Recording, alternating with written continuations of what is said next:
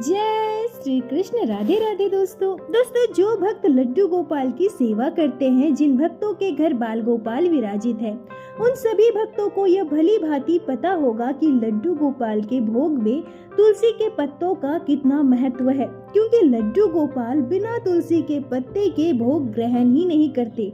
लड्डू गोपाल को आप जो भी भोग लगाते हैं उसमें तुलसी के पत्ते का होना अत्यंत आवश्यक है।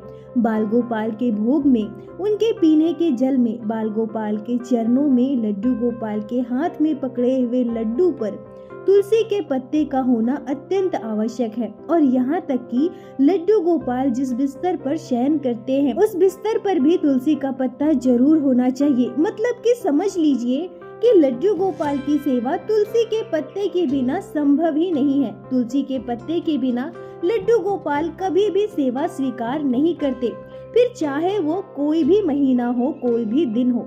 लड्डू गोपाल की भोग में तुलसी के पत्ते का होना अनिवार्य है। पर ऐसी कौन सी घटना उस भक्त के जीवन में घटी जब भक्त ने कार्तिक के महीने में तुलसी के पत्ते को तोड़ा, वो भी बस लड्डू गोपाल को भोग लगाने के लिए। जब भक्त ने कार्तिक के महीने में तुलसी के पत्ते तोड़े तो उस भक्त के जीवन में ऐसी कौन सी घटना घटी। दोस्तों, यह घटना अत्यंत महत्वपूर्ण है। ये लीला कथा आप सभी को जरूर सुनना चाहिए। दोस्तों, मैं आप सभी से फिर से कहूंगी कि यह लीला कथा बहुत ही अद्भुत और महत्वपूर्ण है। जिन भक्तों के घर लड्डू गोपाल की सेवा होती है उनके लिए यह बहुत ही उपयोगी है। इस लीला कथा के माध्यम से उन्हें एक बहुत बड़ी जानकारी मिलेगी। आप भक्तों से विनम्र निवेदन है कि कृपया आज की इस लीला कथा को, इस वीडियो को पूरा अंत तक अवश्य देखिएगा। आशा करती हूँ प्रत्येक दिन की भांति आज की यह लीला कथा भी आपके हृदय को स्पर्श करेगी। दोस्तों, आज की यह लीला कथा हमारे साथ शेयर की है कानपुर में रहने वाली मोना वर्मा जी ने।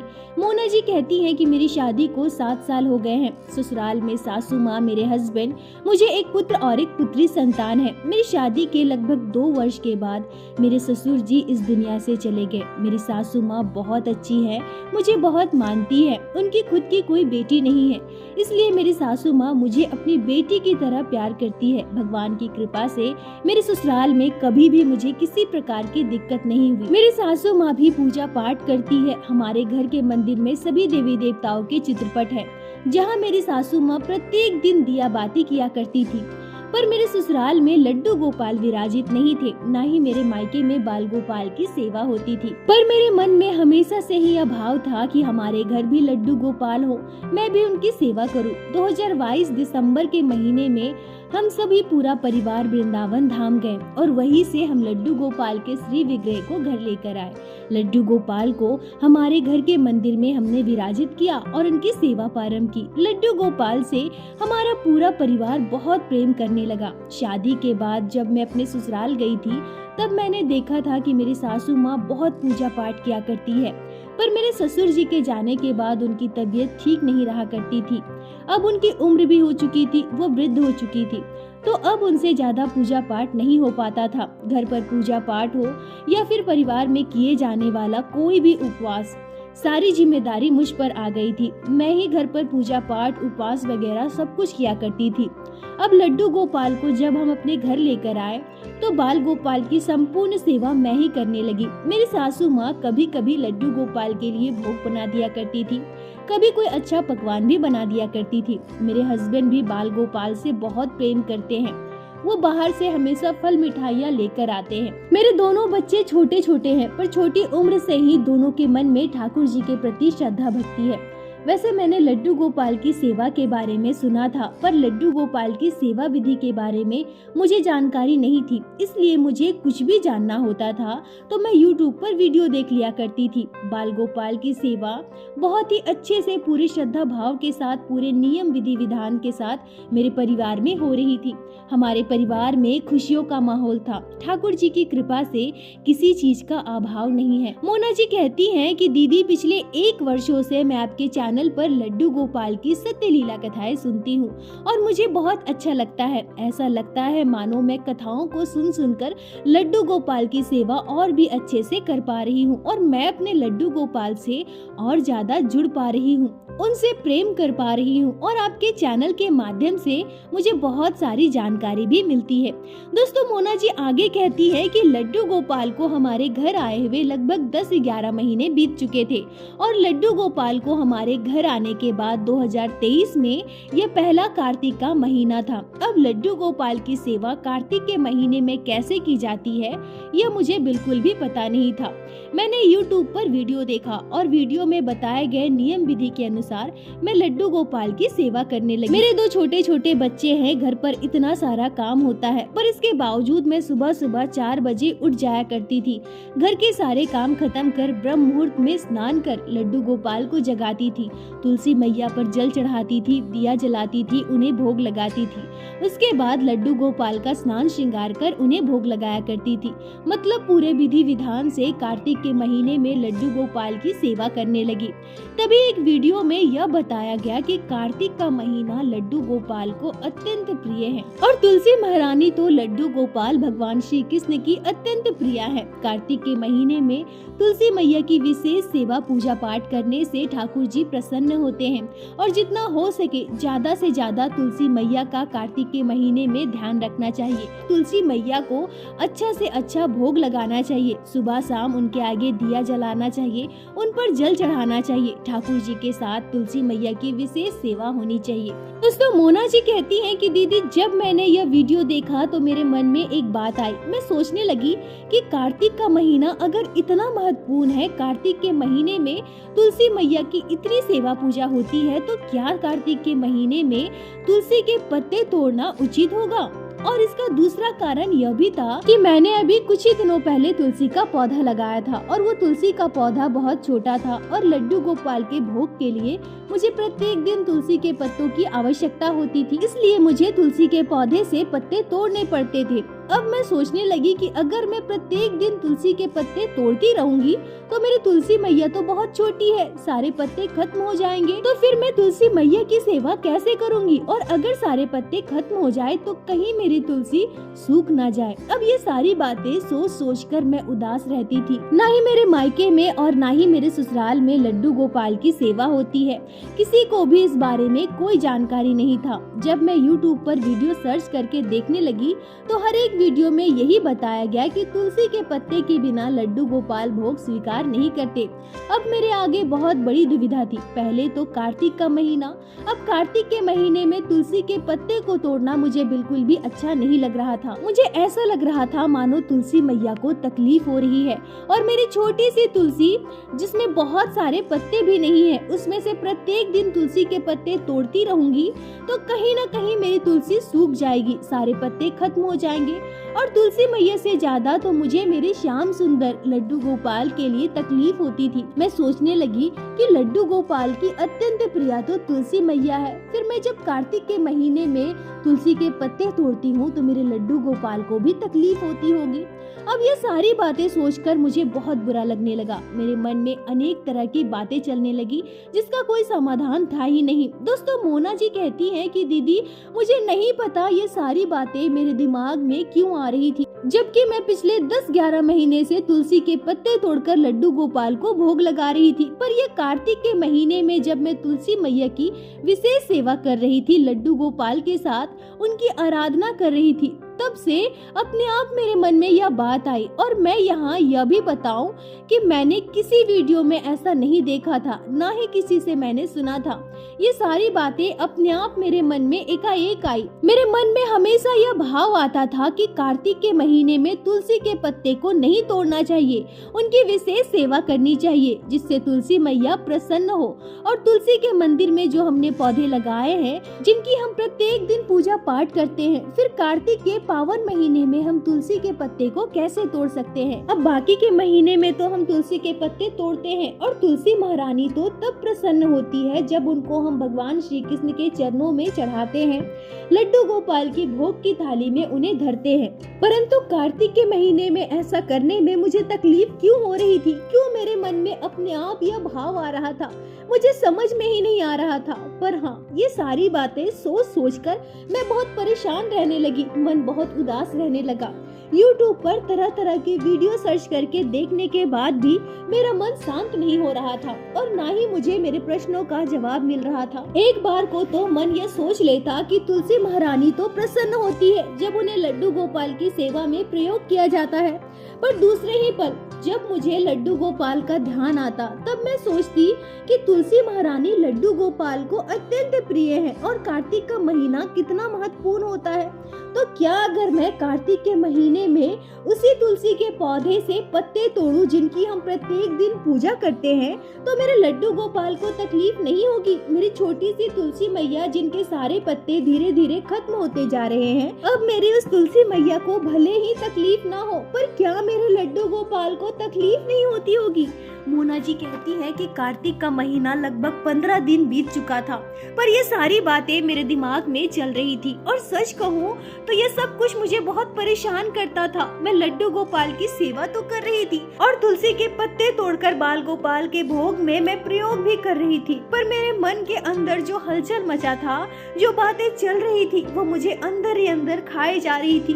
उससे मैं परेशान थी, मुझे कोई समाधान नहीं मिल रहा था। पर मेरी दुविधाओं का अंत करने के लिए, मेरे मन को शांत करने के लिए मेरे ठाकुर जी इतनी बड़ी लीला करेंगे, मेरे साथ ऐसी घटना घटेगी, यह मैंने सपने में भी नहीं सोचा था। दोस्तों, मोना जी मुझसे कहती हैं कि दीदी, मैं आपके चैनल पर प्रत्येक दिन लड्डू गोपाल की सत्य लीला कथाएं सुनती हूँ। बाल गोपाल जो अपने भक्तों के साथ लीलाएं करते हैं, भक्तों के जीवन में चमत्कार करते हैं, वो सारी घटनाएं मैं सुनती थी और मेरा विश्वास लड्डू गोपाल पर और प्रगाढ़ होता जा रहा था। पर मुझे भी लड्डू गोपाल की सेवा करते हुए 11 महीने बीत चुके थे, पर अब तक मुझे लड्डू गोपाल ने कभी भी यह अनुभव नहीं करवाया था कि उन्होंने मेरी सेवा को स्वीकार किया है, या बाल गोपाल की किसी भी लीला को मैंने महसूस नहीं किया था। मैं अक्सर सोचा करती थी कि कब मेरे जीवन में वह दिन आएगा, कब मैं भी लड्डू गोपाल की लीलाओं को महसूस करूंगी, कब मैं यह समझ पाऊंगी कि मेरे कान्हा ने मेरी सेवा को स्वीकार किया है। पर अब मेरी स्थिति ऐसी थी, मैं जिस दुविधा में फंसी थी उसका कोई समाधान नहीं था। जब जब मैं तुलसी के पत्ते को तोड़ती थी, तब तब मैं दुखी मन से लड्डू गोपाल को याद करती थी। कभी कभी ऐसा भी हुआ जब मेरी आंखों से आंसू आ गए और मुझे बिल्कुल भी नहीं पता कि ये सब कुछ मेरे साथ क्यों हो रहा था, क्योंकि इससे पहले तुलसी मैया के लिए या फिर लड्डू गोपाल के लिए मेरे मन में ऐसा भाव कभी नहीं आया था, मेरी आंखों से कभी आंसू नहीं आए थे। दोस्तों, मोना जी मुझसे कहती हैं कि दीदी, आप हर लीला कथा में कहती हैं कि लड्डू गोपाल अपने भक्तों की आंखों के आंसू कभी नहीं देख सकते हैं, और मेरे साथ भी ऐसा ही हुआ। मेरे ठाकुर जी भी मेरे आंसू नहीं देख पाए, मेरे लड्डू गोपाल यह नहीं देख पाए कि उनका भक्त उदास रहे, और तभी मेरे लड्डू गोपाल ने मेरे साथ इतनी बड़ी लीला कर दी। अब हुआ यूं कि कार्तिक का महीना लगभग 20 दिनों तक बीत चुका था और 20 दिनों में मेरा मन दुविधा में था, मेरा मन बहुत दुखी था और ये सारी बातें सोच सोच कर मैं परेशान थी। तभी एक दिन की बात है, सुबह के लगभग 8:30 बज रहे थे। मेरे दोनों बच्चे स्कूल जा चुके थे और लगभग 8 बजे मेरे हस्बैंड प्रत्येक दिन अपने काम पर चले जाते हैं और मेरी सासू माँ पड़ोस में किसी के घर गई हुई थी। मैं घर पर अकेली थी, मेरे घर का भी सारा काम खत्म हो चुका था।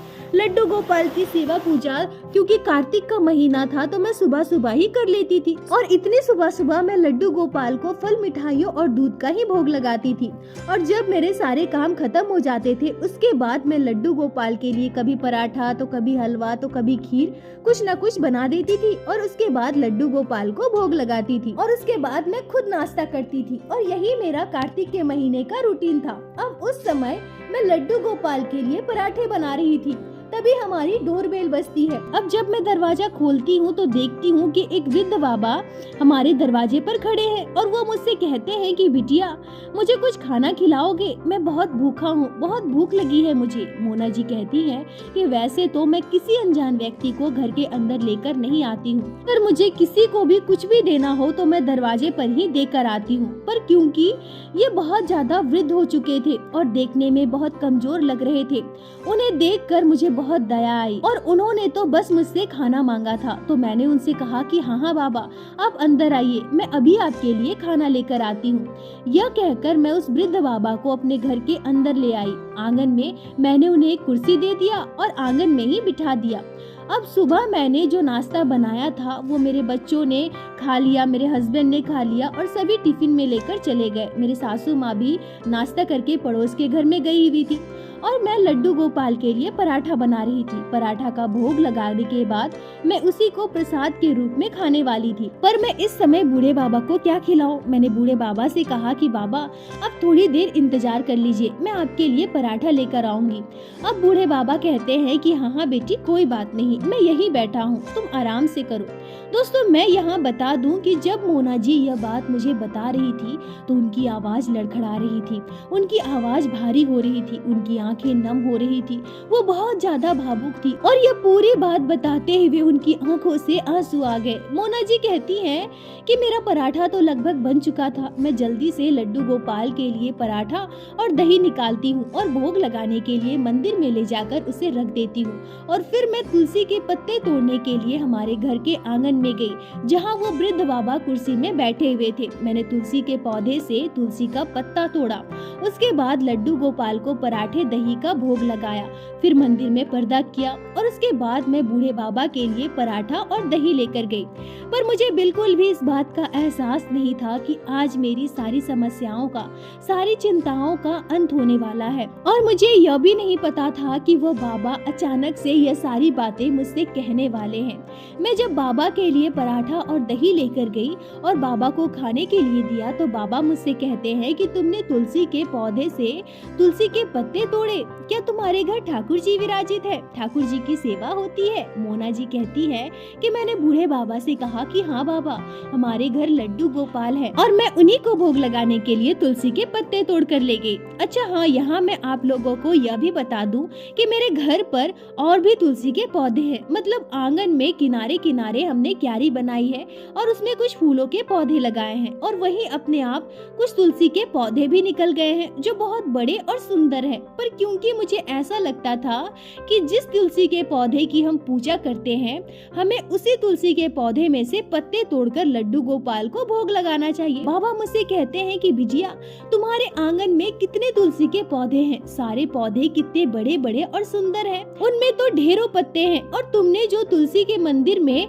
पौधे लगाए हैं वो तो अभी बिल्कुल छोटा सा है, फिर तुम उसमें से पत्ते तोड़कर लड्डू गोपाल को भोग क्यों लगाती हो? तुम बाकी के पौधों में से भी तो पत्ते तोड़ सकती हो ना, उससे भी लड्डू गोपाल को भोग लगा सकती हो। और देखो बिटिया, जब तुम्हारे घर इतने सारे तुलसी के पौधे हैं और सब में इतने सारे पत्ते हैं, फिर तुम अपनी छोटी सी तुलसी में से पत्ते क्यों तोड़ रही हो? मोना जी कहती हैं कि मैं एकदम से अबाक थी। अरे बाबा ने मुझसे ऐसा कह दिया। मैंने तुरंत बाबा से कहा कि बाबा, जो आंगन में तुलसी लगी है उनकी मैं पूजा नहीं करती ना, मैं इसी तुलसी मैया की पूजा करती हूँ, इसीलिए मैं इन्हीं से पत्ते तोड़कर लड्डू गोपाल को भोग लगाती हूँ। तब वो बाबा मुझसे फिर से कहते हैं कि बिटिया, ये तो सौभाग्य की बात है कि घर पर इतने सारे तुलसी के पौधे हैं, पर क्या तुम्हें ऐसा लगता है कि इसी तुलसी के पौधे से पत्ते तोड़कर तुम लड्डू गोपाल को भोग लगाओगी तभी तुम्हारे कान्हा भोग स्वीकार करेंगे? कि ये बाकी के तुलसी के पौधे नहीं है? क्या इनमें तुलसी मैया विराजित नहीं है? बिटिया, तुम ऐसा बिल्कुल भी मत सोचो।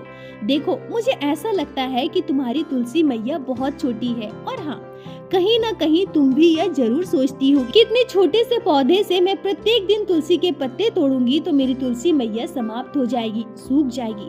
तो देखो बेटिया, तुम्हारे आंगन में तो तुलसी की हरियाली है, तो तुम उसमें से प्रत्येक दिन पत्ते तोड़ो और लड्डू गोपाल को भोग लगाओ। और हाँ, तुमने आज मुझे भोजन करवाया, मैं भूखा था, तुमने मुझे तृप्त किया, तो आज से तुम्हें कभी भी तुलसी के पत्तों का अभाव नहीं होगा। तुम्हारे आंगन की तुलसी हमेशा हरी भरी रहेगी और यह जो तुमने तुलसी मंदिर में तुलसी का पौधा लगाया है ना, ये हमेशा ऐसे ही हरा भरा बना रहेगा।